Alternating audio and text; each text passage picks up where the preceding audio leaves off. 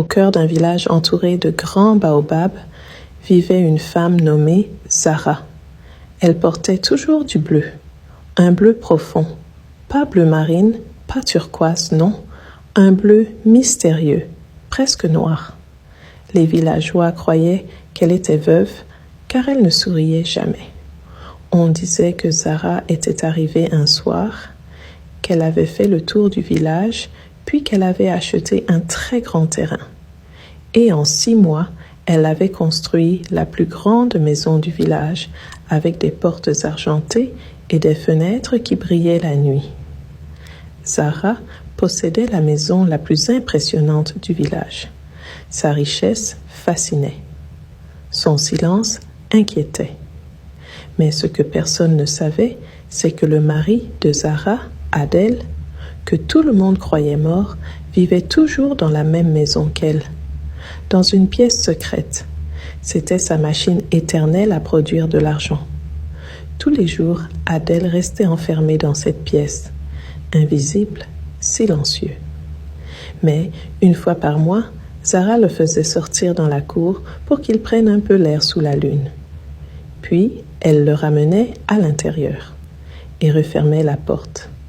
Dans ce village forestier, les femmes étaient courageuses et infatigables. Elles travaillaient du matin au soir. Elles portaient des charges, allaient au fleuve, cultivaient les champs.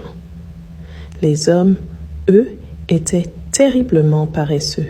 Ils passaient leur journée allongés dehors, à bavarder, rire, boire du vin de palme et critiquer. Même quand ils accompagnaient les femmes au champ, ils dormaient sous les arbres, pendant que les femmes faisaient tout. Cette tradition durait depuis des années. Les femmes n'étaient pas heureuses, mais elles n'avaient pas le choix. Même avec des bébés qui pleuraient sur le dos, elles travaillaient toute la journée, puis rentraient cuisiner pour leur mari. Les hommes mangeaient, buvaient et riaient fort. Sans nous, les femmes ne sont rien. Bien sûr, comment elles feraient des enfants sans nous? Et cette Zara-là, elle est belle, hein? Mais elle doit se sentir seule. Qu'elle vienne épouser l'un de nous, non? Ou tous ensemble, moi je veux bien partager. Tant qu'elle me nourrit, elle peut me garder comme trophée. Ma propre femme est trop pauvre. J'en ai marre d'elle. Je vais tenter ma chance chez Zara.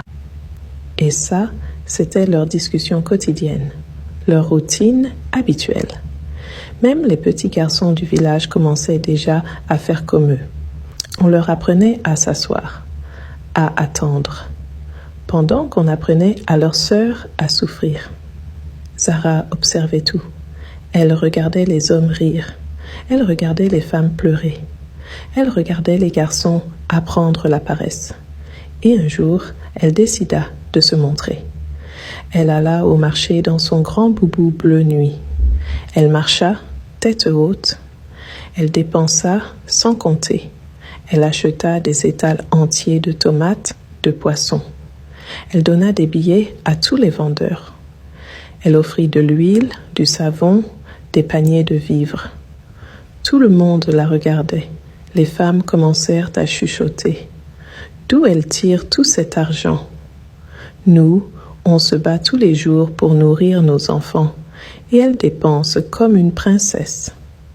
Une femme comme nous en plus. Je suis fatiguée de cette vie. Mes jambes tremblent après le chant. Mon dos me brûle. Je veux devenir comme elle. Si tu trouves le secret, appelle-moi. Je te suis. Nana fut la première à avoir le courage de frapper à la porte de Zara. Elle venait juste de se marier, mais elle voulait déjà fuir. « S'il vous plaît, aidez-moi. Je suis désespérée. Je ferai tout. Je ne veux pas retourner dans mon village en honte. Mes amis vont se moquer de moi. Aidez-moi. Si je deviens riche comme vous, je resterai. » Zara ne répondit pas. Elle se retourna, entra dans sa maison et revint avec un voile bleu et un petit flacon d'huile. Tu n'es pas obligé de porter le bleu tous les jours, mais c'est obligatoire pour nos rassemblements du vendredi. Et l'huile, juste une goutte, quand tu cuisines pour ton mari. Et surtout, que personne ne te voie. Nana prit le voile et le flacon, et elle partit. Le lendemain, elle revint.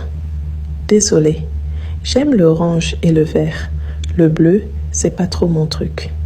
Tu n'es pas obligé de le porter tous les jours, mais le vendredi, c'est non négociable. D'accord, je comprends. Je vais utiliser l'huile aujourd'hui. Hier, il a mangé dehors. Très bien, n'oublie pas. Une seule goutte. Ce soir-là, Nana prépara du riz au gras et du fufu. Elle mit une seule goutte d'huile. Son mari mangea sans rien dire. Puis, il lui demanda de lui apporter de l'eau. Quand elle revint, il était par terre en train de vomir des billets neufs. Nana s'arrêta, figée. Puis, elle laissa tomber la calebasse, elle s'agenouilla et commença à ramasser l'argent avec des mains tremblantes. Elle rangea tout et monta dans sa chambre.